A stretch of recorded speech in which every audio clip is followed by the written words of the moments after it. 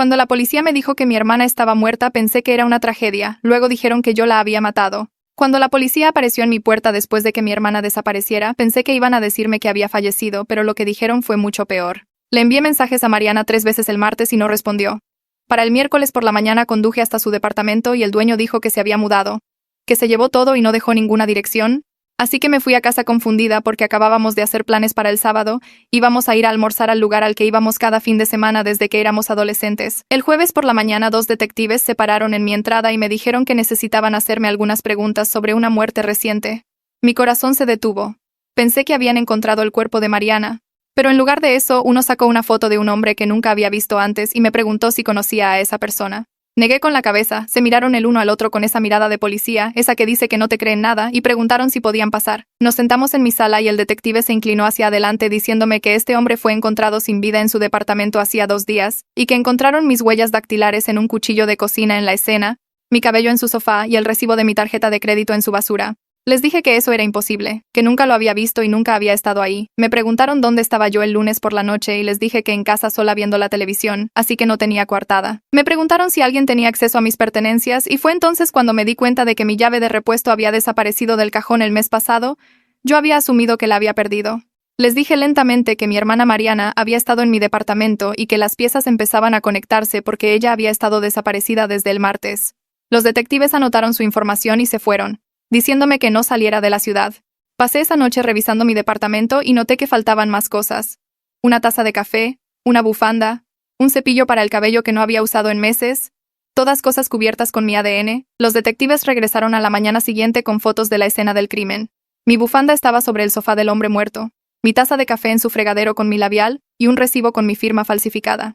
Les dije con la voz temblorosa que alguien me estaba tendiendo una trampa. Ellos me dijeron que el número de teléfono que les di de mi hermana estaba desconectado y que la dirección era un departamento vacío. Buscaron a Mariana Collins en el sistema y no encontraron nada. Ni licencia de conducir, ni número de seguro social, ni registros, nada. Les dije que eso era imposible, que es mi hermana y crecimos juntas.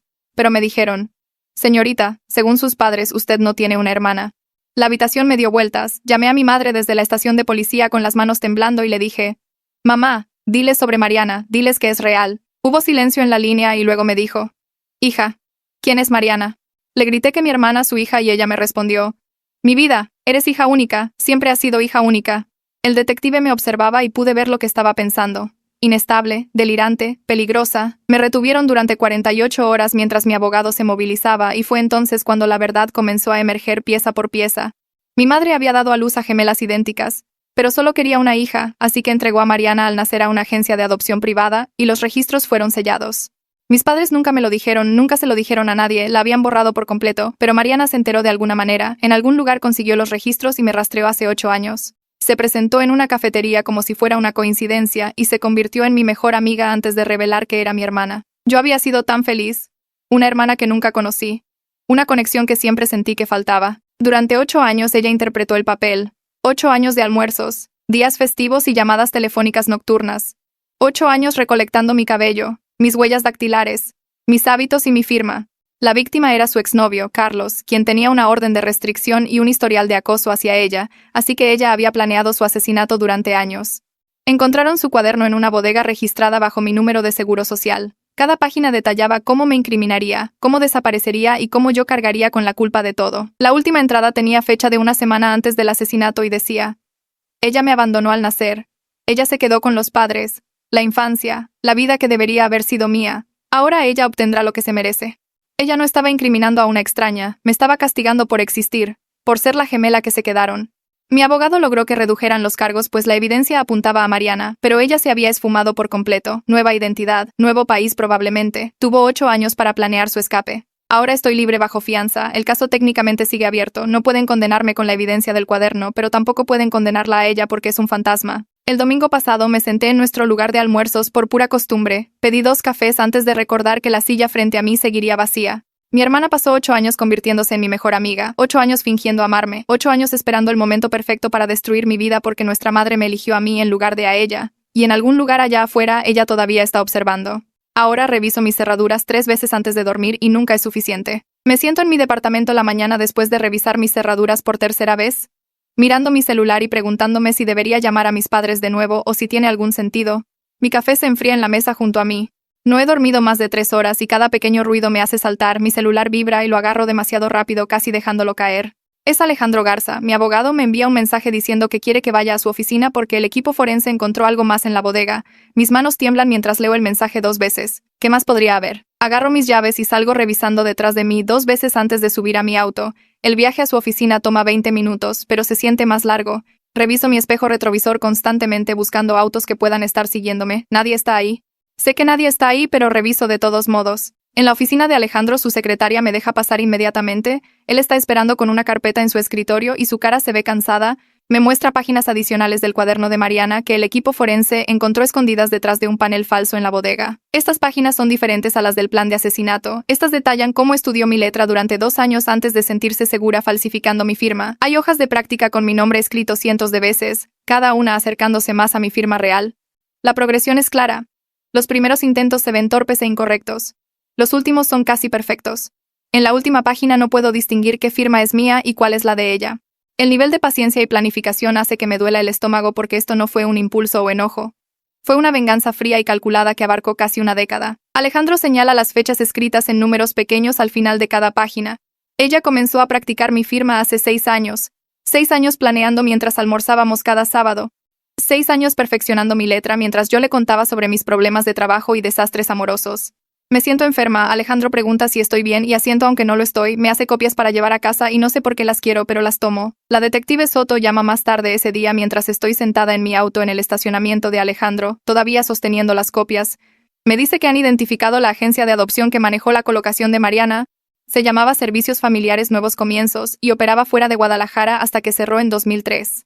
Los registros están sellados por orden judicial desde 1995, lo que significa que mis padres deben haber solicitado el sello. Soto está trabajando para que los abran, pero podría tomar semanas o meses dependiendo del juez. Suena frustrada y puedo notar que quiere darme mejores noticias. Le agradezco y cuelgo sintiéndome frustrada de que incluso ahora la decisión de mis padres de ocultar a Mariana continúe bloqueando las respuestas que necesito desesperadamente. Si tan solo me hubieran dicho la verdad desde el principio, ¿habría pasado algo de esto?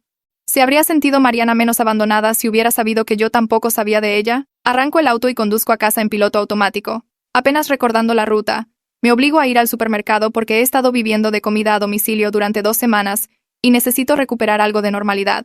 La tienda está llena de gente haciendo sus compras regulares de miércoles y las luces fluorescentes se sienten demasiado brillantes. Tomo un carrito y voy a la sección de frutas y verduras tratando de recordar lo que suelo comprar.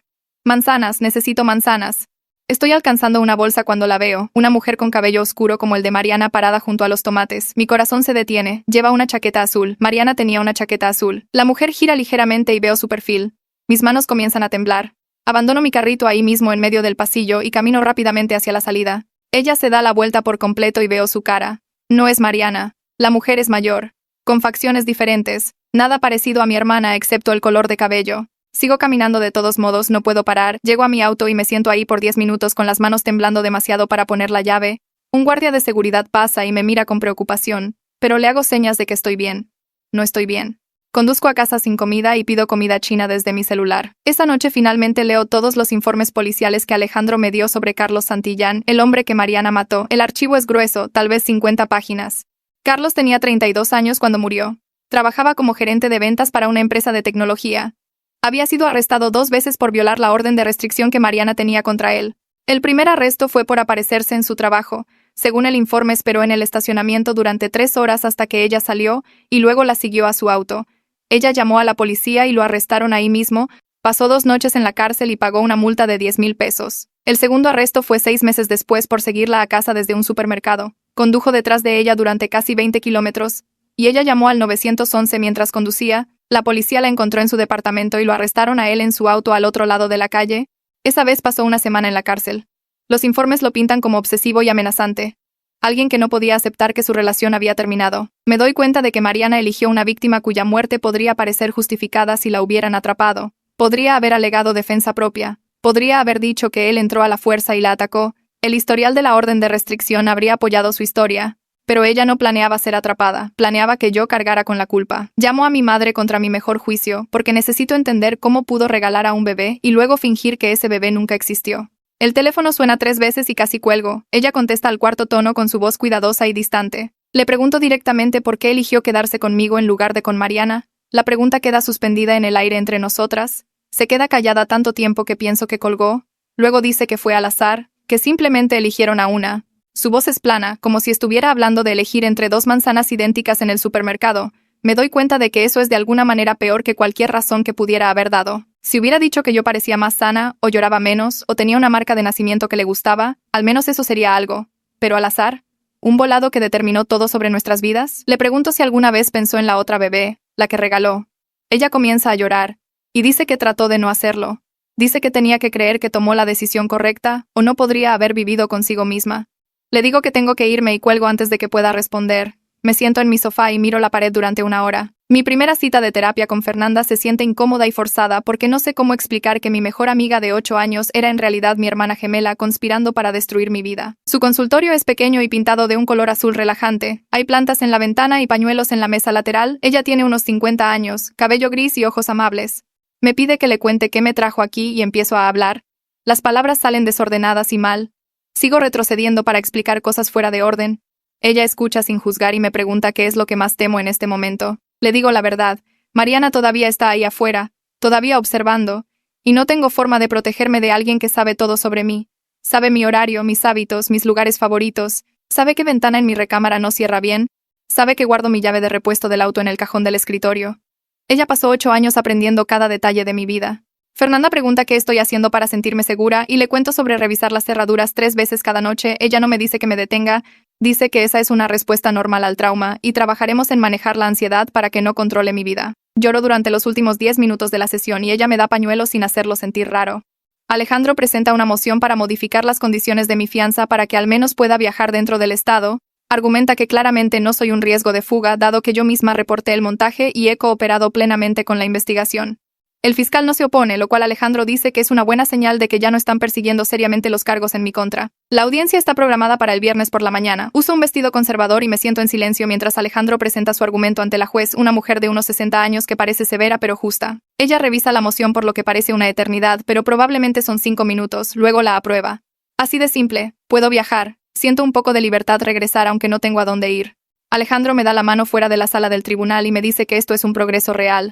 Le agradezco y conduzco a casa sintiéndome un poco menos atrapada que esta mañana. La detective Soto me contacta con noticias de que han encontrado imágenes de vigilancia de una gasolinera cerca del departamento de Carlos. Las imágenes muestran a Mariana llenando el tanque de un auto 2 horas antes de su hora estimada de muerte. Soto me envía por correo electrónico una captura de pantalla del video. La imagen es borrosa pero muestra claramente su cara. Lleva mi chamarra, la de cuero café que desapareció de mi armario hace 3 meses. Yo había buscado esa chamarra por todas partes. Asumí que la había dejado en algún lugar y la había olvidado, pero no, Mariana se la llevó. La usó para poner gasolina antes de asesinar a Carlos, asegurándose de que las cámaras la captaran con mi ropa. Esta evidencia prueba aún más el montaje, pero también confirma que Mariana fue meticulosa con cada detalle. Pensó en las cámaras de seguridad, planeó qué ponerse.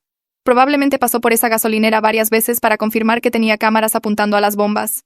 Soto me dice que estas imágenes ayudarán significativamente a mi caso. Le agradezco y miro la captura de pantalla por un largo tiempo. Mi hermana mira ligeramente lejos de la cámara con expresión tranquila y concentrada. ¿Se parece a mí? Tenemos la misma cara, el mismo cabello, la misma complexión.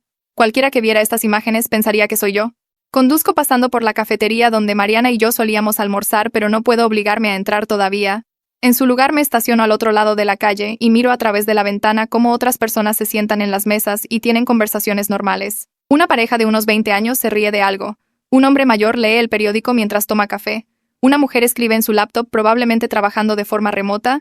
Ninguno de ellos se pregunta si la persona frente a ellos está conspirando secretamente su destrucción. Ninguno de ellos está mirando sobre sus hombros constantemente. Me siento allí durante 20 minutos solo viendo a gente normal hacer cosas normales. Mis manos aprietan el volante con fuerza. Quiero entrar. Quiero recuperar ese espacio y esas mañanas de sábado, pero no puedo obligarme a abrir la puerta del auto. Finalmente arranco el motor y me alejo sintiéndome patética pero incapaz de recuperar ese espacio todavía. Tal vez la próxima semana, tal vez nunca. A la mañana siguiente mi vecina tocó a mi puerta alrededor de las 8. Yo ya llevaba horas despierta revisando las cerraduras de nuevo y mirando mi celular. Ella parecía nerviosa. Seguía mirando hacia el pasillo como si no estuviera segura de que debiera estar ahí. Me dijo que vio a alguien que se parecía exactamente a mí saliendo de mi departamento el día que Carlos murió. Al principio pensó que era yo, pero luego notó los zapatos, tacones negros de punta. Ella dijo que yo siempre usaba zapatos planos o tenis, nunca tacones así. El detalle parecía pequeño, pero se le quedó grabado. la hizo sentir rara al respecto. Cuando vio a la policía en mi puerta días después comenzó a atar cabos. Le agradecí 3 veces con la voz temblorosa y le pregunté si daría una declaración a la detective Soto. Estuvo de acuerdo de inmediato. Dijo que llamaría a la detective ella misma esa tarde. Después de que se fue me quedé en mi puerta durante 1 minuto completo solo respirando. Alguien más vio a Mariana. Alguien más podría probar que yo no fui la que estuvo en ese departamento. Alejandro me llamó 2 horas después con más noticias del equipo forense. Encontraron las huellas dactilares de Mariana en mi departamento, pero no en lugares normales. Dentro de mi botiquín, muy atrás donde guardaba frascos de medicinas viejas que nunca tocaba, dentro de los cajones de mi cómoda debajo de la ropa, en el fondo de mi armario detrás de cajas de cosas de invierno que no había abierto en meses. Ella había estado revisando todo, haciendo un inventario de mi vida entera. El analista le dijo a Alejandro que parecía alguien realizando una búsqueda, no solo una visita casual. Me sentí enferma al escuchar esto. Mariana había tocado mis cosas, las había movido, estudiado lo que poseía, había estado en mi baño, en mi recámara, en mis espacios privados. El montaje se sentía casi más fácil de procesar que esto. Ella había invadido cada rincón de mi hogar mientras fingía ser mi hermana, mi amiga. Alejandro preguntó si estaba bien. Y mentí diciendo que sí. No estaba bien.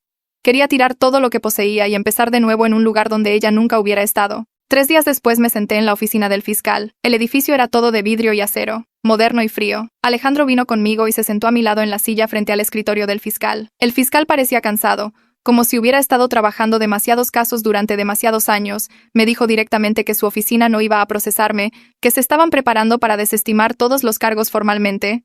La evidencia apuntaba claramente a Mariana ahora y estaban cambiando todos sus recursos para encontrarla. Se disculpó por lo que había pasado. Dijo que entendía que esto había sido horrible para mí. Yo debería haberme sentido aliviada. Alejandro me apretó el hombro y me sonrió. Pero yo solo me sentía vacía. Limpiar mi nombre no deshacía lo que Mariana hizo.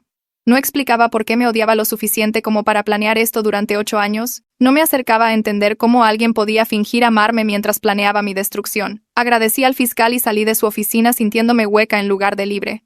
Mi segunda sesión de terapia con Fernanda ocurrió un jueves por la tarde. Su oficina tenía luz suave y sillas cómodas. El tipo de lugar diseñado para hacerte sentir lo suficientemente segura como para derrumbarte. Hablamos sobre mi sueño, mi ansiedad, el constante chequeo de cerraduras. Luego me preguntó qué era lo que más extrañaba de Mariana. La pregunta me tomó por sorpresa. Había estado tan enfocada en la traición, en la ira y el miedo que no me había permitido pensar en extrañarla. Pero sentada allí en esa oficina tranquila admití la verdad. Extrañaba tener una hermana. Extrañaba la sensación de tener a alguien que me entendiera completamente, que conociera mi historia y mis rarezas y me quisiera de todos modos. Entonces empecé a llorar, sollozos grandes y feos que no podía controlar porque esa persona nunca existió. Todo lo que pensé que compartíamos era solo Mariana estudiándome como si yo fuera algún tipo de experimento. Cada risa, cada secreto, cada momento en que pensé que estábamos conectando era ella tomando notas para mi destrucción. Fernanda me pasó pañuelos y me dejó llorar hasta que no pude más. No trató de arreglarlo o hacerlo mejor, solo se sentó conmigo en el dolor de perder a alguien que nunca estuvo realmente ahí. La detective Soto me llamó la semana siguiente con noticias sobre los registros de adopción. Había conseguido que los abrieran mediante una orden judicial. Mariana había sido colocada con una familia en el estado vecino justo después de nacer. La devolvieron a la agencia después de 6 meses. El papeleo decía que era difícil y complicada de manejar como bebé. Pasó 2 años en cuidado temporal después de eso, moviéndose entre diferentes hogares. Luego una pareja de Monterrey la adoptó cuando tenía 3 años. La criaron hasta que cumplió 18. Pero la detective dijo que había notas sobre problemas de comportamiento y fugas. La decisión de mis padres de darla en adopción creó toda esta infancia de abandono y mudanzas. Yo pude quedarme en una casa con padres que me querían, yendo a la misma escuela y teniendo los mismos amigos. Mariana fue devuelta como un producto roto, barajada de un lado a otro, nunca estableciéndose en ningún lado. Entendí mejor su enojo después de escuchar esto. Todavía no podía perdonar lo que hizo, pero entendía de dónde venía. Una elección al azar al nacer me dio todo y a ella no le dio nada. Me obligué a volver al trabajo el lunes. La firma de marketing donde había trabajado durante 3 años se sentía diferente ahora. Todos sabían lo que pasó porque había salido en las noticias. Mis compañeros de trabajo eran torpemente amables, dándome espacio pero también revisándome constantemente. Sara de contabilidad me trajo café sin preguntar. Miguel de creativo me dijo que me tomara mi tiempo con las fechas límite. Mi jefa me llamó a su oficina y me dijo que me tomara el tiempo que necesitara, que mi trabajo estaba seguro. Insistí en trabajar porque sentarme en casa pensando en Mariana todo el día me estaba volviendo loca. Necesitaba tareas, fechas de entrega, problemas de trabajo normales en los que enfocarme. Para el miércoles había terminado 2 proyectos y me sentía casi como yo misma otra vez. El trabajo me dio estructura, me dio algo que hacer además de obsesionarme con dónde se escondía Mariana. Alejandro se reunió conmigo para tomar un café ese viernes para actualizarme sobre la investigación. Me dijo que Interpol había sido notificada sobre Mariana. Su foto fue distribuida a las fuerzas del orden en docenas de países, pero fue honesto conmigo de una manera que aprecié. La gente desaparece exitosamente todo el tiempo, especialmente cuando lo han estado planeando durante años como Mariana. Probablemente tenía múltiples identidades falsas configuradas, dinero escondido en cuentas en el extranjero, un plan de salida tan detallado como su plan de incriminación. Las posibilidades de encontrarla eran escasas. Incluso si la localizaban, traerla de regreso al país podría tomar años. La extradición era complicada y lenta. Removí mi café y miré la espuma girar. Alejandro me miró con genuina simpatía. Dijo que lo sentía, que deseaba tener mejores noticias. Le dije que apreciaba su honestidad. Al menos sabía a lo que me enfrentaba. Mariana se había ido. Probablemente para siempre. Y yo tenía que averiguar cómo vivir con eso. Las pesadillas comenzaron esa semana. Cada noche me despertaba a las 2 o 3 de la mañana convencida de que Mariana estaba parada al pie de mi cama mirándome. Encendía todas las luces. Revisaba cada ventana. Probaba cada cerradura. Luego me quedaba despierta hasta el amanecer demasiado asustada para cerrar los ojos otra vez. Las ojeras bajo mis ojos se volvieron más oscuras cada día. Me veía agotada todo el tiempo. Fernanda me dijo que esta era una respuesta normal al trauma, que mi cerebro estaba procesando la violación de confianza y seguridad. Saber que era normal no lo hacía menos aterrador. Estaba cansada constantemente, apenas podía concentrarme en el trabajo. Empecé a tomar café todo el día solo para mantenerme despierta. Mis manos temblaban por la cafeína y la falta de sueño. Me miraba en el espejo y apenas me reconocía. Me veía mayor, desgastada, como si hubiera envejecido 5 años en el último mes. Mi padre me llamó por primera vez desde que todo salió a la luz. Su voz sonaba tensa como si hubiera estado practicando qué decir. Trató de explicar su decisión. Eran jóvenes cuando nacimos, solo 23 años, estaban asustados y sin dinero, y los médicos les dijeron que criar gemelas sería el doble de difícil. Pensaron que estaban tomando la decisión práctica, la decisión responsable. Escuché sin decir mucho porque nada de lo que dijera haría que esto estuviera bien. Ambos lo sabíamos. El silencio en el teléfono se extendió entre nosotros. Finalmente preguntó si vendría a cenar este fin de semana. Le dije que necesitaba más tiempo. Dijo que entendía, pero pude escuchar el dolor en su voz. Me sentí culpable pero también enojada. Ellos crearon esta situación. Regalaron a mi hermana y nunca me dijeron. Su culpa no arreglaba nada. La dueña de la cafetería contactó a la detective Soto unos días después. Alejandro llamó para decirme lo que ella había dicho. Recordaba a Mariana haciendo preguntas detalladas sobre mí a lo largo de los años. ¿A qué hora solía llegar para el almuerzo? ¿Siempre pedía lo mismo? ¿De qué hablaba? En ese momento pensó que Mariana solo estaba siendo una hermana cariñosa prestando atención a mis hábitos. Mirando hacia atrás se dio cuenta de que Mariana estaba recopilando información, estudiando mis patrones. La dueña se sentía terrible al respecto. Ofreció testificar si Mariana alguna vez era atrapada. Le dije a Alejandro que le hiciera saber que no tenía nada de qué sentirse culpable. ¿Cómo podría haberlo sabido? ¿Cómo podría haberlo sabido cualquiera de nosotros? Mariana era así de buena fingiendo, así de paciente en su planificación, engañó a todos incluyéndome a mí durante 8 años sólidos. Empecé a revisar mi departamento a la mañana siguiente habitación por habitación, sacando cualquier cosa que Mariana me hubiera dado alguna vez. El collar que me compró para mi cumpleaños estaba en mi cómoda, una cadena de plata simple con un pequeño dije. Lo levanté y lo miré por un largo momento antes de dejarlo caer en la bolsa de basura. Un cojín que ella dijo que combinaría perfectamente con mi sofá fue el siguiente. 3 libros que me recomendó, cada uno con su letra en la portada interior diciendo que pensaba que me encantarían. Una foto enmarcada de nosotras en un concierto. Una cafetera que ella reemplazó cuando la mía se rompió. Cada artículo se sentía contaminado ahora, como si tocarlos pudiera conectarme de alguna manera con sus planes. Trabajé en cada cajón, cada armario, cada estante. Para cuando terminé la bolsa de basura estaba llena y mi departamento se veía vacío. Los espacios vacíos en mis estantes y paredes hacían que el lugar se sintiera hueco, pero al menos podía respirar sin ver recordatorios de ella donde quiera que mirara. Até la bolsa y la llevé al contenedor sintiéndome más ligera con cada paso lejos de mi edificio. La detective Soto llamó 3 días después mientras estaba en el trabajo. Me preguntó si podía ir a la estación después de que terminara mi turno. Acepté y pasé el resto del día distraída preguntándome qué nueva información habrían encontrado. Cuando llegué esa tarde, Soto me llevó a la misma sala de interrogatorios donde toda esta pesadilla había comenzado. Extendió fotos sobre la mesa mostrando un motel en mal estado a unos 50 kilómetros de la ciudad. El letrero enfrente anunciaba tarifas semanales y televisión por cable. Soto explicó que habían rastreado los movimientos de Mariana en las semanas antes del asesinato de Carlos.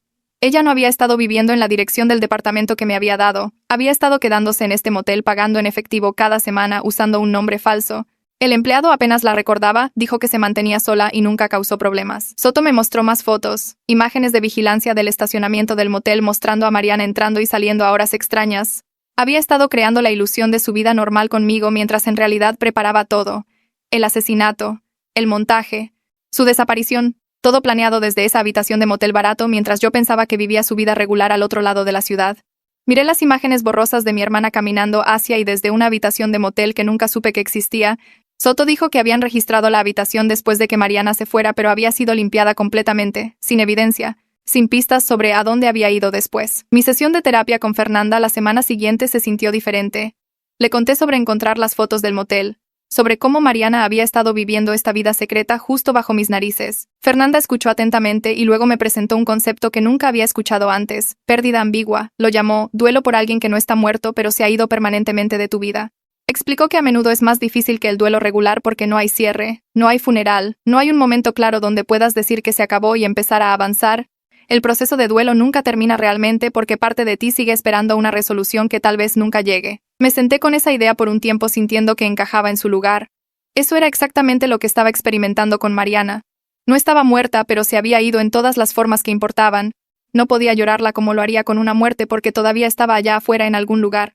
Todavía era una amenaza, todavía sin resolver. Fernanda dijo que nombrar estos sentimientos a veces los hace más fáciles de llevar. No estaba segura de creerle, pero tener palabras para lo que estaba pasando sí me hizo sentir un poco menos sola en ello. Una carta llegó a la oficina de la detective Soto 2 semanas después, reenviada desde la pareja de Monterrey que había adoptado a Mariana cuando tenía 3 años. Soto me llamó para que fuera a recogerla. El sobre era grueso, varias páginas de letra cuidadosa en papelería bonita. Me senté en mi auto en el estacionamiento de la estación de policía y la leí.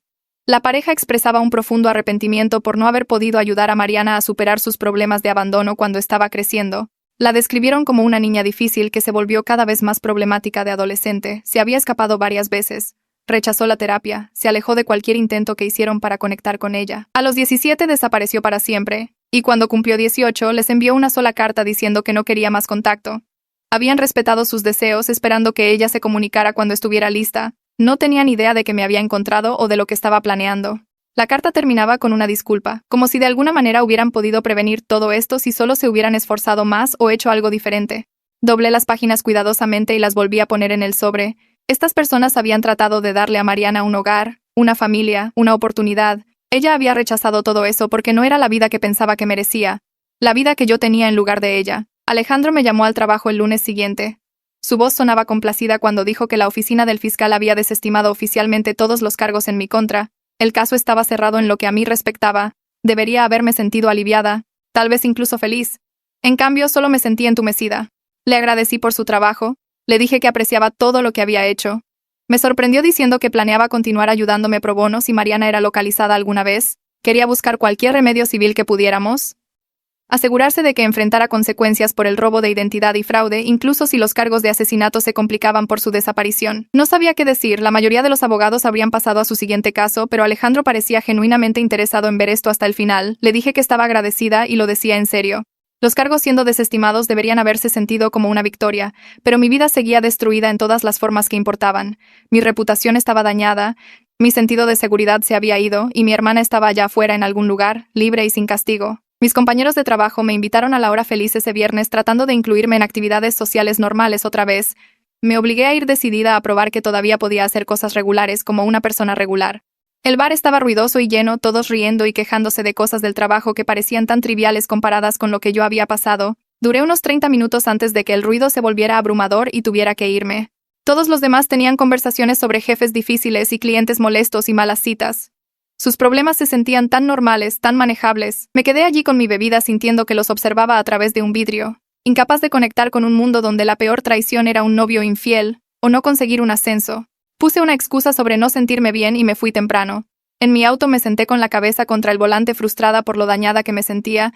Mariana me había quitado la capacidad de simplemente existir normalmente con otras personas. Mi madre apareció en mi departamento sin avisar un sábado por la tarde. La vi a través de la mirilla y casi no abrí la puerta. La curiosidad ganó sobre el enojo. Se veía mayor de lo que recordaba, más canas en su cabello, líneas más profundas alrededor de sus ojos. Llevaba una caja de cartón, y cuando la dejé entrar la puso en mi mesa de centro sin decir nada al principio. Dentro había fotos viejas de cuando yo era bebé. Se sentó junto a mí en el sofá y las miramos juntas. 2 bebés idénticas en cada foto, una en un mameluco rosa, una en amarillo, una siendo sostenida por mi padre, una por mi madre. Ella señaló una foto y admitió que no sabía qué bebé era cuál, nos vestían diferente para distinguirnos, pero en estas fotos ella no podía recordar qué ropa pertenecía a qué gemela. Podríamos estar viendo fotos mías o fotos de Mariana y no había forma de saberlo. Ella dijo algo que hizo que me doliera el estómago. A veces se preguntaba si accidentalmente habían enviado a casa a la gemela equivocada del hospital, si tal vez yo era en realidad Mariana y Mariana era en realidad yo. La miré sin saber cómo responder a eso, la idea de que nuestras vidas enteras podrían haber sido intercambiadas por casualidad, que ella podría haber conservado a la hija equivocada y regalado a la que pretendía conservar. No debería haber importado, pero de alguna manera hizo que todo se sintiera aún más aleatorio y cruel. La detective Soto me llamó de nuevo unos días después con más malas noticias. Habían encontrado evidencia de que Mariana había estado usando mi identidad para abrir tarjetas de crédito y cuentas bancarias durante el último año. Las cantidades eran significativas, casi $1.000.000 que ella nunca tendría que pagar porque todo estaba a mi nombre. Soto me guió a través de las cuentas que habían encontrado hasta ahora, pero advirtió que podría haber más que no habían descubierto todavía. Me sentí enferma escuchando la lista. Mariana había estado construyendo recursos financieros para su desaparición mientras destruía mi crédito y me dejaba con deudas que nunca acepté. Alejandro me ayudó a presentar reportes de fraude con cada banco y compañía de tarjetas de crédito. Congelamos mi crédito. Presentamos denuncias policiales. Comenzamos el largo proceso de probar que yo no había abierto estas cuentas. Él explicó que podría tomar meses o incluso años limpiar completamente mi nombre financieramente. El robo de identidad era solo otra capa de violación encima de todo lo demás que ella había hecho. Cada vez que pensaba que entendía el alcance total de su traición, algo nuevo emergía para mostrarme que iba aún más profundo de lo que había imaginado. Fernanda había recomendado un grupo de apoyo para víctimas de acoso y robo de identidad. Yo lo había estado posponiendo no queriendo sentarme en una habitación llena de extraños y compartir mi historia, pero después de enterarme del fraude financiero decidí darle una oportunidad. El grupo se reunía en el sótano de una iglesia los martes por la noche, unas 8 personas sentadas en un círculo de sillas plegables. Una mujer de mi edad habló sobre cómo su exnovio había robado su identidad y destruido su crédito, abriendo cuentas y sacando préstamos a su nombre antes de desaparecer. Los detalles eran diferentes a mi situación, pero el sentimiento que describía era exactamente el mismo. Tener tu vida secuestrada por alguien en quien confiabas, sentirte violada de una manera que iba más allá del daño financiero. Cuando fue mi turno de compartir una versión breve de mi historia, no entré en todos los detalles, solo dije que mi hermana me había incriminado por asesinato y robado mi identidad. La gente asintió con una comprensión que se sentía genuina. Nadie pareció sorprendido ni hizo preguntas intrusivas. Simplemente escucharon y entendieron. Por primera vez desde que esto comenzó estaba en una habitación llena de personas que lo entendían sin que yo tuviera que explicar. La oficina del fiscal dio una conferencia de prensa la semana siguiente, anunciando que yo había sido exonerada y que estaban buscando activamente a Mariana. Mi nombre estaba en todas las noticias de nuevo. Tuve que tomarme el día libre en el trabajo porque los reporteros aparecieron en mi edificio de oficinas tratando de obtener una declaración, llamaron a mi celular, enviaron correos, incluso tocaron a la puerta de mi departamento. Alejandro manejó todas las consultas de los medios. Dio una breve declaración diciendo que yo estaba aliviada de ser exonerada y esperaba que las autoridades localizaran a mi hermana pronto. Estaba agradecida de que él lidiara con eso porque yo no tenía nada que decir que no sonara patético o lleno de rabia. La cobertura de noticias sacó todo a flote de nuevo. Mis compañeros de trabajo, que finalmente habían dejado de tratarme con pinzas, volvieron a darme miradas compasivas. Extraños me reconocían en el supermercado. Me quedé en casa por 3 días pidiendo comida y ignorando mi celular esperando a que la atención de los medios se calmara de nuevo.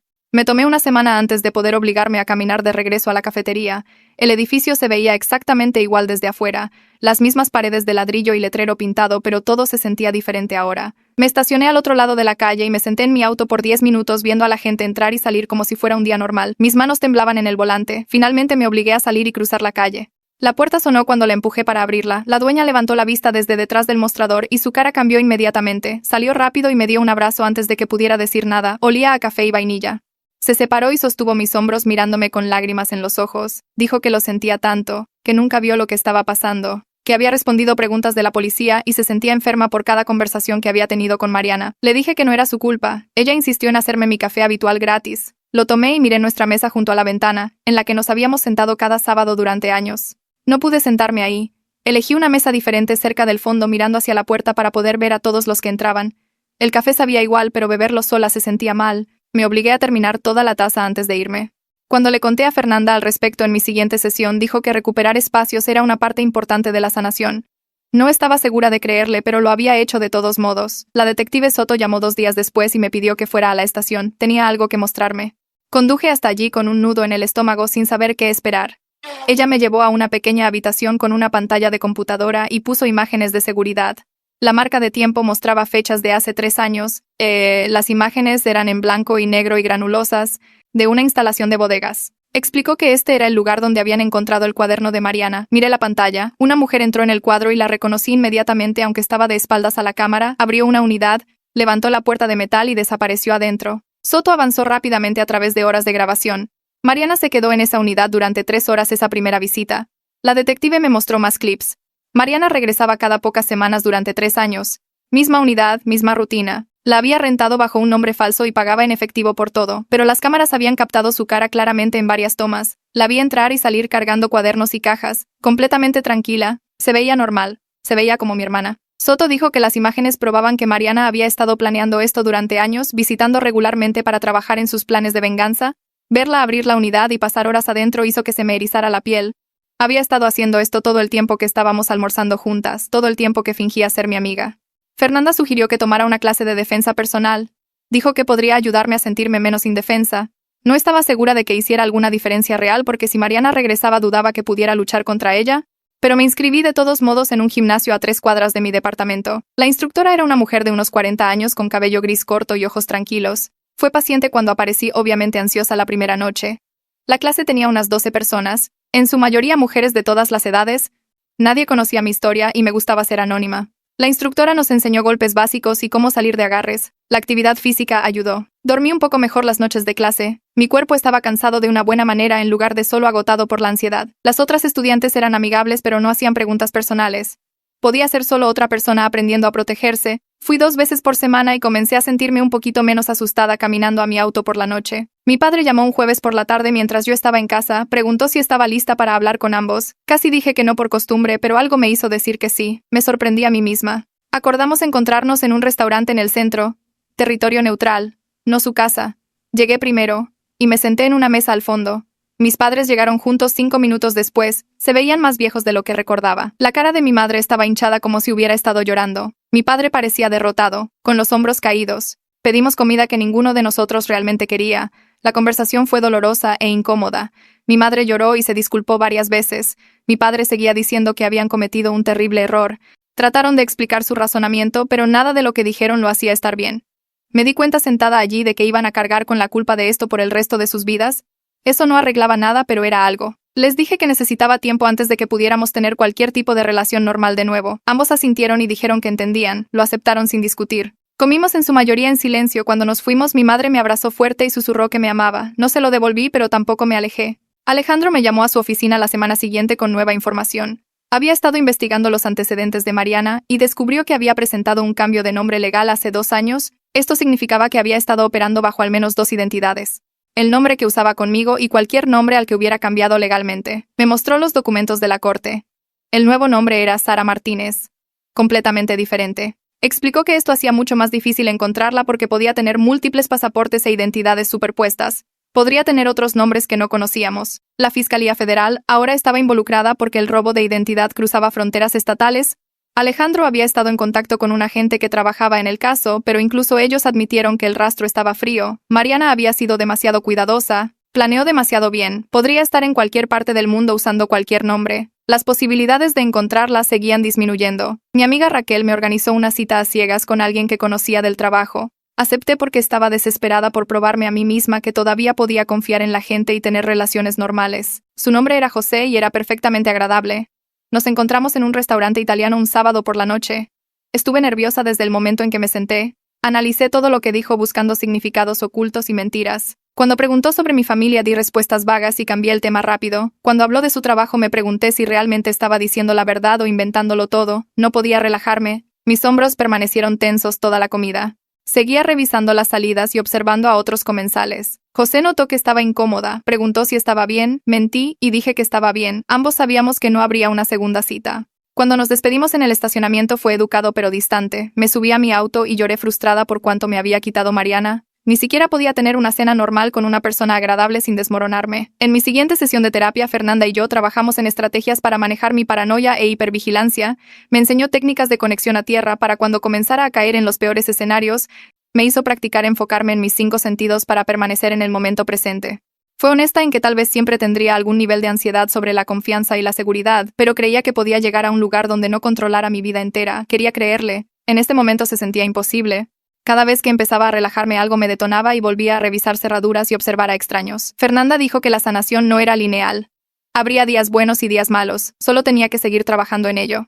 La detective Soto me contactó de nuevo unos días después. Dijo que habían identificado a otras 3 personas con las que Mariana tuvo contacto a lo largo de los años que podrían tener información sobre sus planes. Estaban entrevistando a cada uno de ellos. Una era una ex compañera de trabajo que recordaba a Mariana hablando sobre sentirse abandonada por su familia biológica. Otra era una terapeuta que Mariana había visto brevemente antes de detener el tratamiento. La tercera era una mujer que había vivido en el mismo edificio de departamentos que Mariana hace años. Soto dijo que ninguno de ellos había visto venir esto. Todos describieron a Mariana como tranquila y reservada, pero parecía bastante normal. Nadie había sospechado que fuera capaz de asesinar e incriminar a su propia hermana. Las entrevistas no les estaban dando pistas útiles sobre a dónde podría haber ido, pero estaban construyendo una imagen más completa de quién era Mariana realmente. Recibí una notificación en mi celular de que alguien había intentado usar una de mis tarjetas de crédito en Colombia. Mi corazón comenzó a latir rápido inmediatamente. Pensé que podría ser Mariana. Llamé a la compañía de la tarjeta con las manos temblando. Explicaron que era un fraude de crédito regular, no conectado a mi caso. Alguien había robado el número de la tarjeta y tratado de comprar electrónicos. El incidente me envió a un ataque de pánico de todos modos. Me senté en el piso de mi baño usando todas las técnicas de Fernanda para calmarme. Me concentré en el azulejo frío bajo mis manos. Conté mis respiraciones. Nombré 5 cosas que podía ver. Tomó 20 minutos antes de que mi ritmo cardíaco volviera a la normalidad. Estaba agotada por cuánta energía tomaba solo funcionar a través de un día normal. Cada pequeña cosa se sentía como una crisis. Mi jefa me llamó a su oficina un martes por la mañana. Sugirió que tomara una licencia porque mi desempeño en el trabajo estaba sufriendo. Parte de mí quería discutir e insistir en que estaba bien, pero sabía que tenía razón. Apenas podía concentrarme en nada. Había perdido varias fechas límite. Había llegado tarde muchas veces. Acepté tomarme un mes libre. El alivio de no tener que fingir estar bien en el trabajo todos los días fue inmediato. No tendría que obligarme a actuar normal en reuniones o hacer charla casual en la sala de descanso. Podría usar el tiempo para enfocarme en terapia y tratar de reconstruir algún sentido de estabilidad. Limpié mi escritorio esa tarde y conduje a casa sintiéndome más ligera de lo que me había sentido en semanas. Pasé todo el fin de semana revisando mi celular. 8 años de mensajes de texto con Mariana estaban en mi archivo esperando ser leídos con nuevos ojos.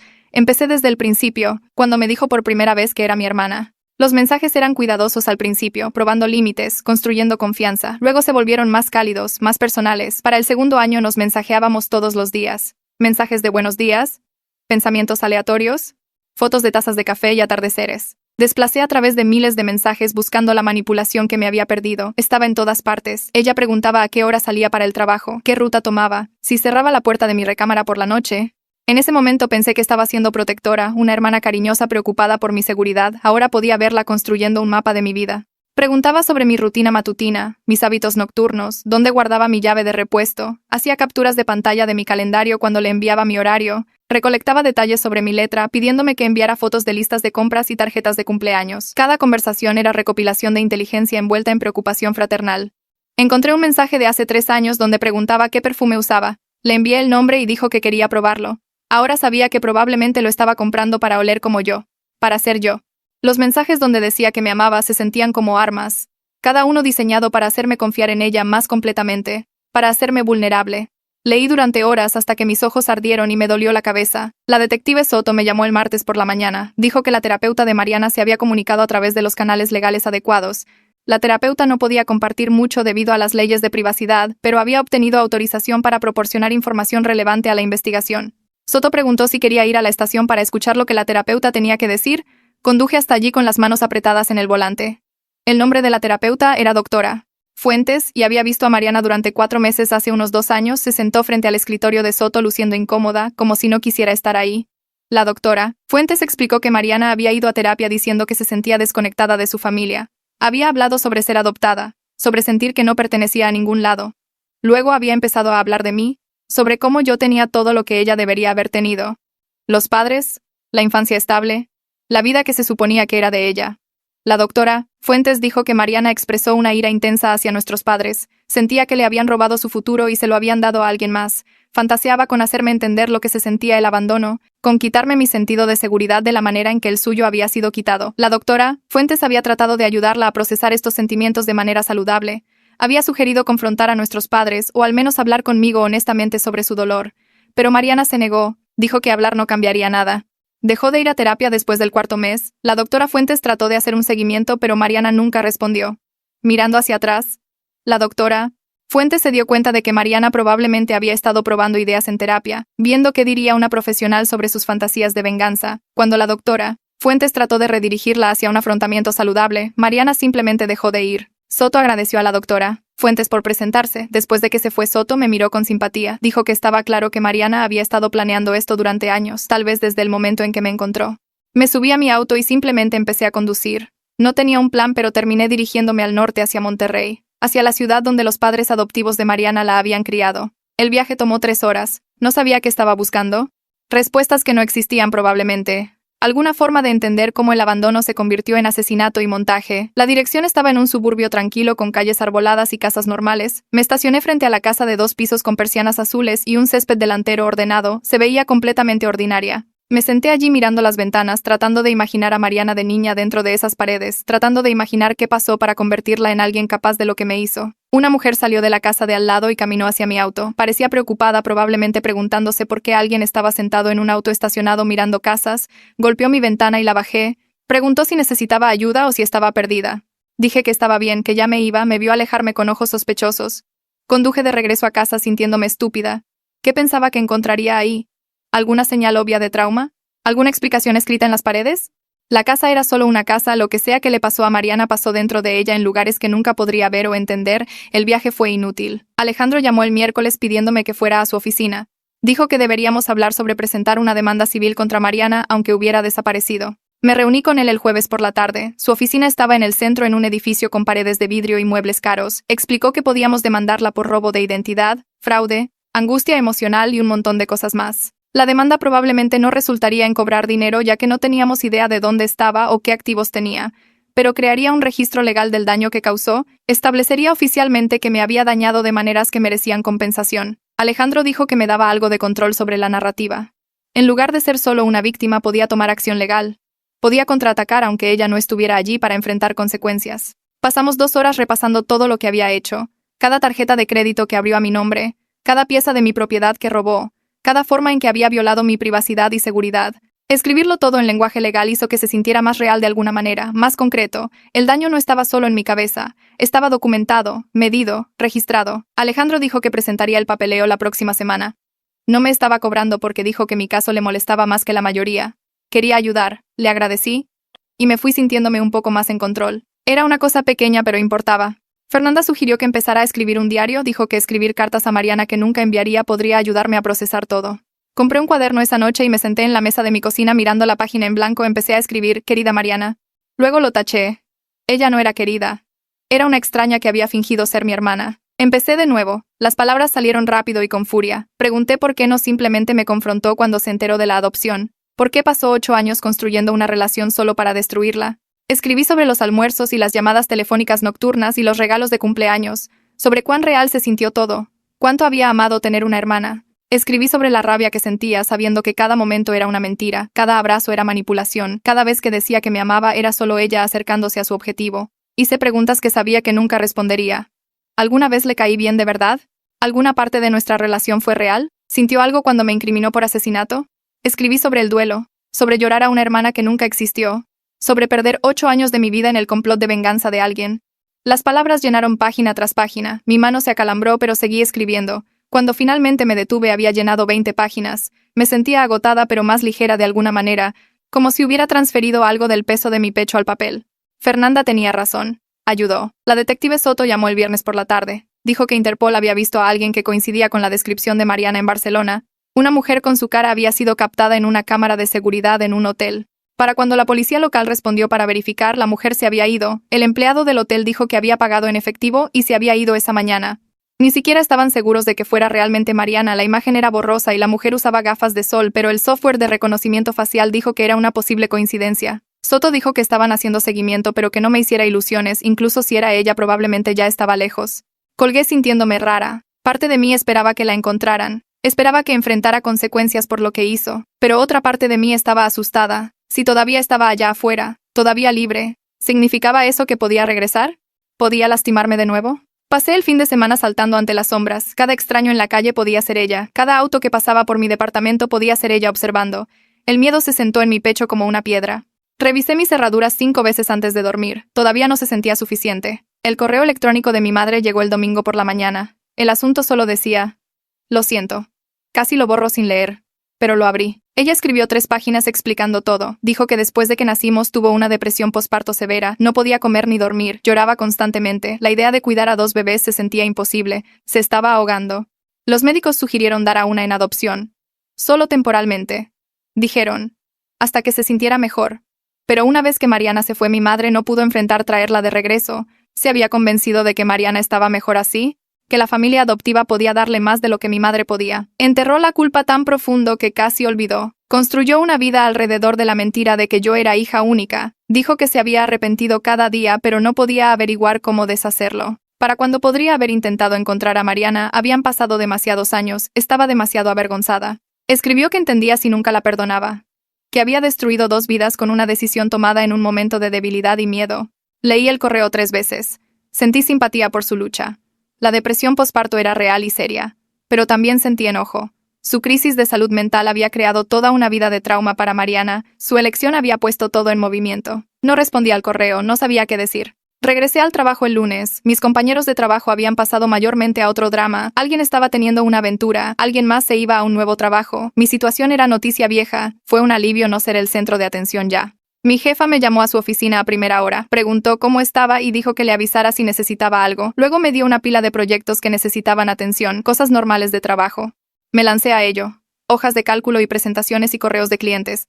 Tareas que requerían enfoque pero no energía emocional.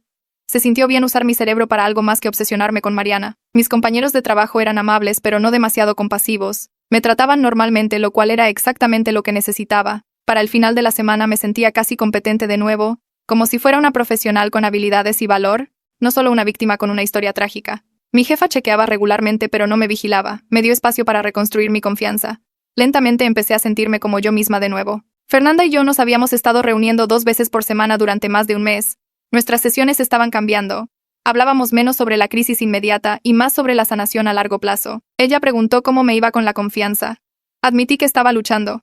Cada vez que alguien era amable conmigo me preguntaba qué querían. Cada vez que alguien hacía preguntas personales, me preguntaba si estaban recopilando información. Fernanda dijo que eso era normal después de lo que había pasado, pero también dijo que la traición de Mariana no significaba que todos me traicionarían. Me ayudó a ver patrones. Mariana me había bombardeado de amor desde el principio, había presionado por cercanía demasiado rápido, había estado demasiado interesada en detalles que no importaban. La gente normal no te interroga sobre tu horario diario, la gente normal no pregunta dónde guardas tu llave de repuesto. Fernanda me enseñó a estar atenta a las señales de alerta mientras también permanecía abierta a una conexión genuina. Dijo que podía aprender a confiar de nuevo sin ser ingenua. Tomaría tiempo y práctica. Algunos días le creía, otros días sentía que nunca confiaría en nadie completamente de nuevo, pero estaba teniendo momentos donde no pensaba en Mariana durante horas, donde podía enfocarme en el trabajo o en una conversación sin que el miedo se colara. Era progreso, lento pero real. El agente federal llamó el martes, su nombre era Agente Linares. Dijo que habían rastreado algo de la actividad financiera de Mariana a cuentas en las Islas Caimán, había estado moviendo dinero al extranjero durante al menos 3 años. Pequeñas cantidades al principio, luego transferencias más grandes. Para cuando desapareció había movido más de 4 millones de pesos. La sofisticación de su planificación era asombrosa, había creado empresas fantasma, usado múltiples identidades falsas, creado capas de protección financiera. Linares dijo que las personas que planean esto cuidadosamente casi nunca son atrapadas a menos que cometan un error, se confíen y fallen, pero Mariana había sido cuidadosa durante 8 años, probablemente no se descuidaría ahora. Prometió que seguirían buscando, que el caso permanecería activo, pero pude escuchar en su voz que no esperaba encontrarla. Le agradecí, y colgué. Me senté en mi sofá mirando a la nada. Mariana había ganado. Había destruido mi vida y desaparecido en su nueva vida. Probablemente estaba en una playa en algún lugar bebiendo vino caro con dinero que me había robado y yo estaba aquí recogiendo los pedazos, tratando de reconstruir. No era justo. Pero la justicia no importaba. Esta era la realidad. Tenía que averiguar cómo vivir con ella. Reservé la conferencia con 2 semanas de anticipación. Mi primer viaje desde que todo sucedió. Mi jefa preguntó si estaba lista, y dije que sí antes de que pudiera convencerme de lo contrario. El hotel estaba a 3 horas en Guadalajara y conduje yo misma en lugar de volar porque los aeropuertos se sentían demasiado expuestos. Me registré en mi habitación e inmediatamente probé las cerraduras de la puerta y ventanas. El cerrojo funcionaba, la cadena funcionaba, la puerta corrediza de vidrio al balcón cerraba por dentro. Las revisé todas 2 veces. Luego me sentí estúpida por revisarlas 2 veces. Luego las revisé una tercera vez de todos modos. La conferencia comenzó a la mañana siguiente. Me senté a través de presentaciones sobre estrategias de marketing digital y tendencias de redes sociales, y por largos tramos realmente me concentré en el contenido, en lugar de escanear la habitación en busca de amenazas. Tuve buenas conversaciones con colegas de otras empresas. Hablamos sobre cambios de algoritmos y métricas de compromiso y asignación de presupuesto, cosas normales de trabajo, cosas profesionales. Una mujer preguntó si quería ir a cenar con un grupo y dije que sí, aunque mi instinto era esconderme en mi habitación de hotel. Fuimos a un restaurante en el centro y pedí pasta y escuché a la gente quejarse de sus jefes y sus cargas de trabajo. Contribuí a la conversación. Me reí de los chistes. Por 2 horas me sentí casi normal. De vuelta en mi habitación esa noche revisé las cerraduras de nuevo antes de dormir. Pero también me sentí orgullosa de mí misma por pasar el día sin derrumbarme. El segundo día fue incluso mejor. Hice preguntas durante un panel de discusión. Intercambié tarjetas de presentación con 3 personas. Me quedé para el evento de networking de la noche en lugar de irme temprano. Mis manos temblaron cuando alguien se me acercó por detrás sin avisar, pero me recuperé rápido y tuve una conversación normal. El tercer día realmente disfruté partes de la conferencia, tomé notas durante las sesiones, hice planes para dar seguimiento con contactos cuando regresara. En el viaje a casa me di cuenta de que había pasado 3 días completos sin un ataque de pánico mayor. El miedo todavía estaba allí zumbando bajo todo, pero había funcionado de todos modos. Progreso. Mi madre llamó la semana antes del Día de Acción de Gracias, aunque en México no lo celebramos igual. Ella quería reunirse y preguntó si vendría a cenar. Le dije que necesitaba pensarlo. Lo mencioné con Fernanda en nuestra siguiente sesión y me preguntó qué temía que pasara si iba. Dije que tenía miedo de sentarme a una mesa con ellos y no sentir nada más que ira, o peor, sentir el viejo amor y perdón automático antes de estar lista para darlo. Fernanda dijo que ambas reacciones serían normales y que ir no significaba que tuviera que resolver nada, podía ser solo una comida, solo presentarse. Llamé a mi madre de vuelta y le dije que iría. El día de la cena conduje a su casa con el estómago hecho un nudo. Mi padre abrió la puerta y me abrazó con cuidado como si pudiera romperme. La casa olía a pavo y relleno, los mismos olores de siempre. Nos sentamos a la mesa del comedor, los 3, y había un espacio vacío donde una cuarta persona debería haber estado, nadie lo mencionó directamente. Hablamos sobre mi trabajo y la conferencia a la que había asistido, hablamos sobre el clima volviéndose frío, hablamos sobre su vecino que estaba vendiendo su casa. Mi madre me pasó el puré de papas y preguntó si quería más salsa. Conversación normal, conversación superficial. Mi padre contó una historia sobre algo gracioso que pasó en la ferretería donde trabajaba. Me reí en el momento correcto. Mi madre me miró con una esperanza tan desesperada que tuve que apartar la mirada. Quería que dijera que los perdonaba, quería que todo volviera a la normalidad. Yo no estaba lista para eso. Tal vez nunca lo estaría. Pero podía sentarme en esta mesa y comer y hacer charla casual. Eso era algo. Después de la cena, mi madre trató de abrazarme y la dejé, pero mi cuerpo se mantuvo rígido. Conduje a casa sintiéndome agotada y triste y también ligeramente aliviada. Sobreviví, eso era suficiente por ahora. La detective Soto llamó la semana siguiente. Su voz tenía ese tono cuidadoso que la gente usa cuando está a punto de dar malas noticias. Dijo que el caso fue movido a estatus inactivo. Habían seguido cada pista que tenían. El avistamiento de Interpol en Barcelona resultó ser alguien más. El rastro financiero en las Islas Caimán se enfrió. Mariana había planeado demasiado bien. Me dijo que el caso permanecería abierto y darían seguimiento a cualquier nueva información, pero pude escuchar lo que no estaba diciendo. No esperaba encontrar a Mariana. Nadie lo hacía. Le agradecí por todo lo que había hecho. Había sido amable conmigo cuando no tenía que serlo. Me había creído cuando la evidencia se veía mal. Dijo que sentía que Mariana se saliera con la suya y yo dije que también lo sentía. Ambas nos sentamos con esa injusticia por un momento antes de colgar. Me senté en mi sofá mirando mi celular. Mariana había ganado. Había destruido mi vida y desaparecido en su nueva vida con dinero y libertad y probablemente una playa en algún lugar, y yo estaba aquí tratando de reconstruir desde los escombros. No era justo, pero la justicia ya no importaba. Esto era solo la realidad ahora. El chico de mi clase de defensa personal me invitó a salir la semana siguiente. Su nombre era José, y tenía ojos amables y una forma tranquila de hablar. Dije que sí antes de que pudiera pensarlo demasiado. Nos encontramos para tomar café un sábado por la tarde, territorio neutral donde podía irme fácilmente si lo necesitaba. Preguntó sobre mi trabajo y le conté sobre la firma de marketing.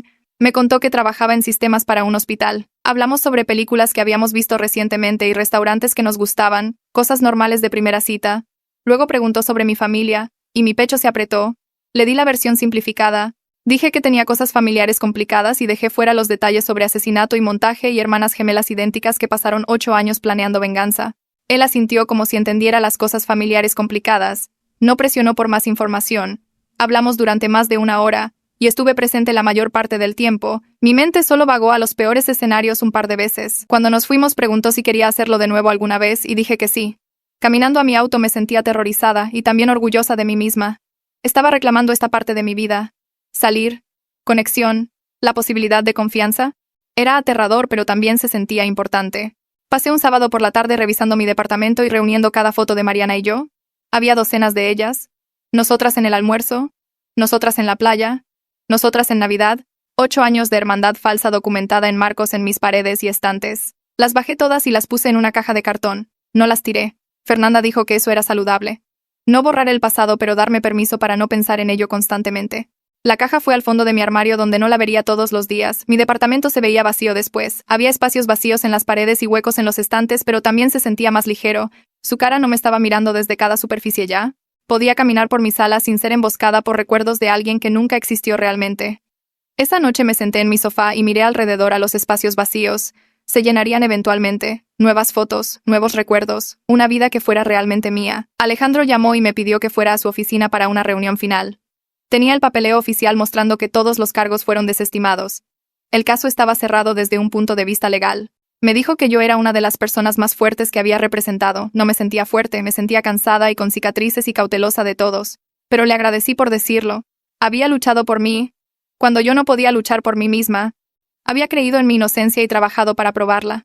Antes de irme escribió su número personal en el reverso de su tarjeta de presentación y me dijo que llamara si alguna vez necesitaba algo, no solo cosas legales, cualquier cosa. Me conmovió su cuidado genuino. No tenía que hacer eso, su trabajo había terminado, pero quería que supiera que tenía a alguien a quien podía recurrir. Puse la tarjeta en mi cartera y me sentí agradecida por personas como él. 6 meses después de que Mariana desapareció estaba en un lugar sorprendentemente bueno. Todavía veía a Fernanda cada 2 semanas. Todavía revisaba mis cerraduras por la noche. Todavía tenía pesadillas a veces donde Mariana estaba parada al pie de mi cama mirándome, pero también estaba trabajando exitosamente. Mis proyectos en la firma iban bien, había recibido comentarios positivos de mi jefa. Estaba saliendo con José y iba lento pero bien. Habíamos tenido 6 citas y él todavía no sabía la historia completa, pero sabía lo suficiente. Era paciente con mi ansiedad, no presionaba por más de lo que podía dar. Estaba reconstruyendo mi relación con mis padres lentamente, cenábamos juntos una vez al mes. Las conversaciones todavía eran cuidadosas y superficiales, pero lo estábamos intentando. El miedo de que Mariana pudiera regresar no se había ido, pero se había convertido en ruido de fondo en lugar de un grito constante.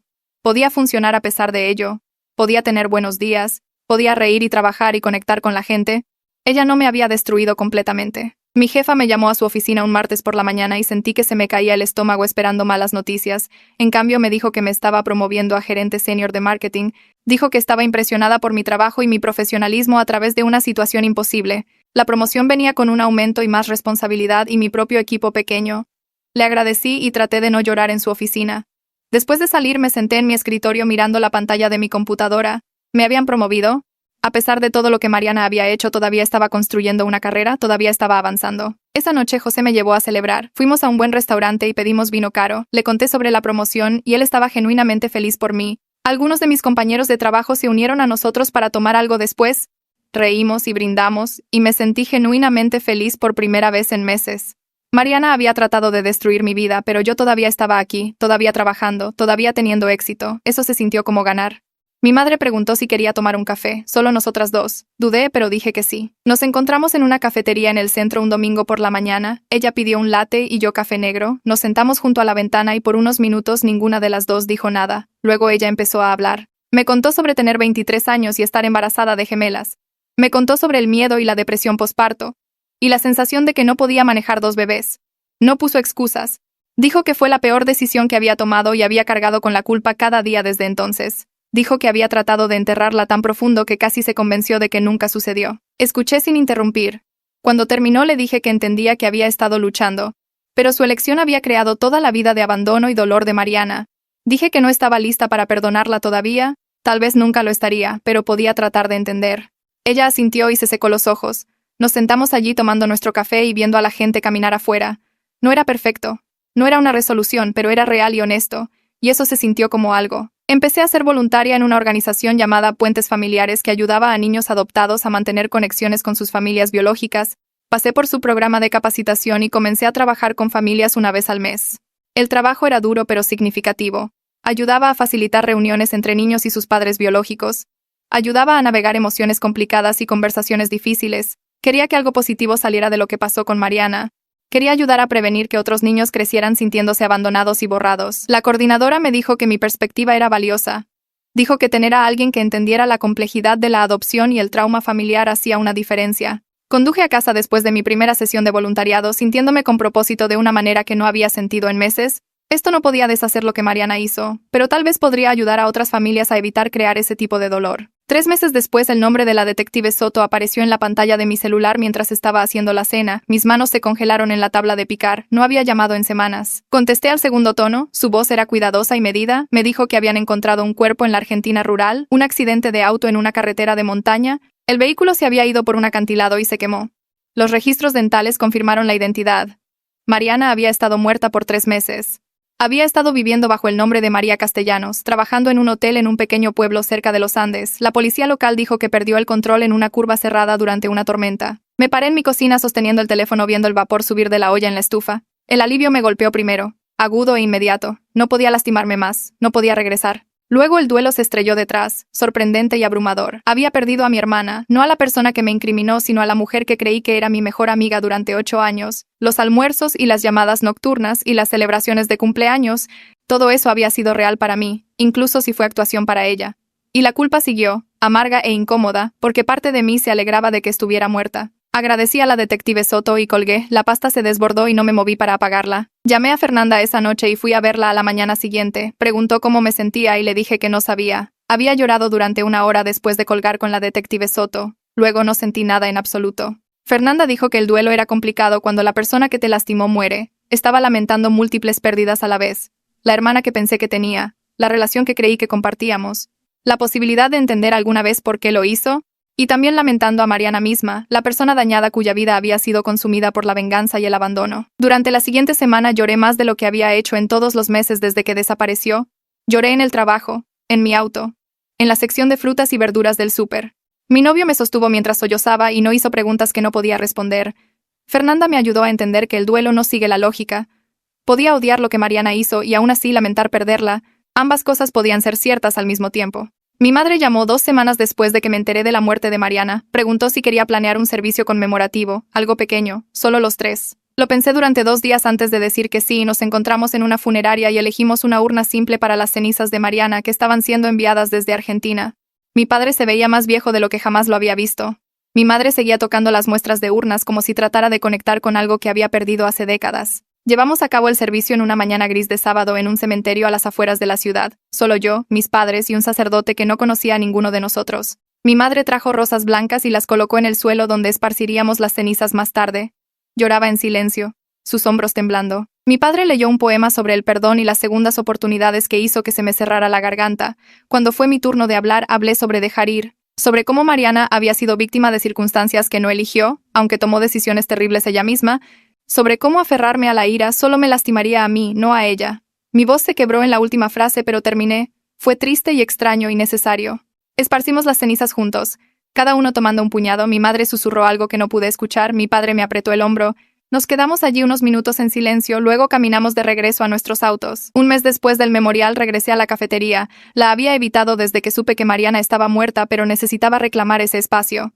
Entré durante la hora pico de la mañana y me senté en nuestra vieja mesa deliberadamente. La dueña me vio y trajo un café sin preguntar qué quería. Se sentó frente a mí en la silla que Mariana solía ocupar. Preguntó cómo estaba y le dije la verdad. Algunos días estaban bien, otros no. Ella dijo que había pensado mucho en Mariana desde que todo sucedió. Cómo parecía solitaria a veces a pesar de siempre sonreír. Cómo hacía preguntas detalladas sobre mi vida que parecían cariñosas en ese momento, pero se sentían calculadoras en retrospectiva. Hablamos sobre Mariana como una persona real, no solo la villana de mi historia.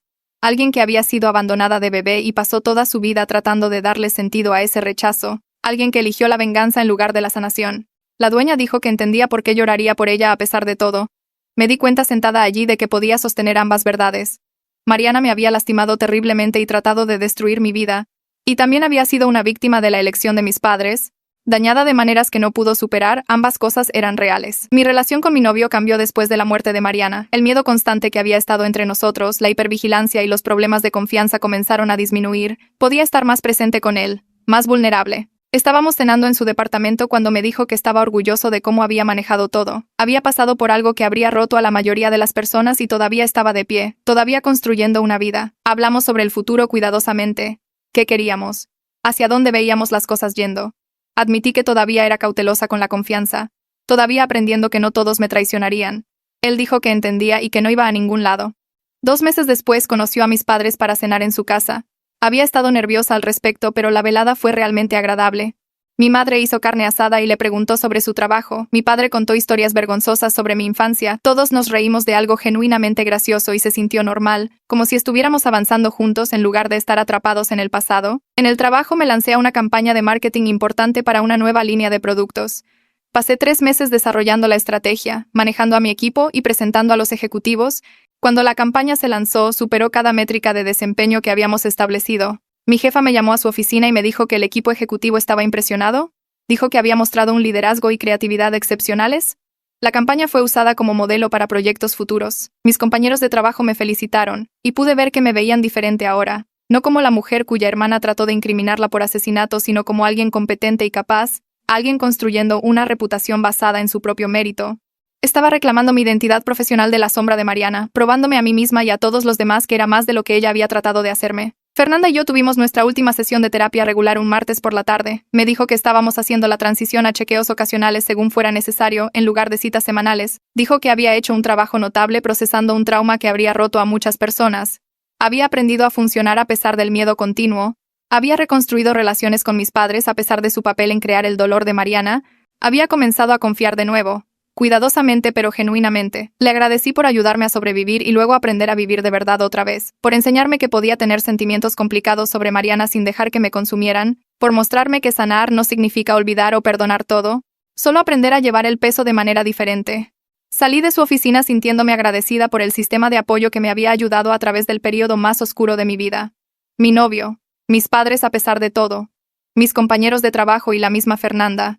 No había hecho esto sola. 1 año después de que la policía apareció por primera vez en mi puerta, me paré en mi departamento preparándome para una cena. Había invitado a 6 amigos y a mi novio. Estaba haciendo lasaña y pan de ajo, poniendo la mesa con servilletas de tela reales. Me di cuenta a la mitad de picar verduras que había pasado el día entero sin pensar en Mariana o revisar mis cerraduras obsesivamente. Las cicatrices de su traición siempre serían parte de mí. Probablemente siempre sería más cautelosa con la confianza que otras personas. Probablemente siempre tendría momentos de paranoia cuando alguien hiciera demasiadas preguntas o pareciera demasiado interesado en mi vida, pero esas cicatrices no me definían más. Había construido una vida que era genuinamente mía, relaciones basadas en confianza real, trabajo del que estaba orgullosa, un futuro por el que estaba emocionada en lugar de asustada. Mariana había querido destruirme, había querido que experimentara el abandono y el dolor que ella sintió toda su vida. Había pasado 8 años planeando mi caída, pero sobreviví, sané. Encontré una versión de mí misma que era más fuerte y más auténtica que antes. El timbre sonó. Escuché a mis amigos riendo en el pasillo. Caminé hacia la puerta con una sonrisa genuina, y la abrí de par en par, lista para disfrutar de una noche de conexión y alegría que nadie podía quitarme.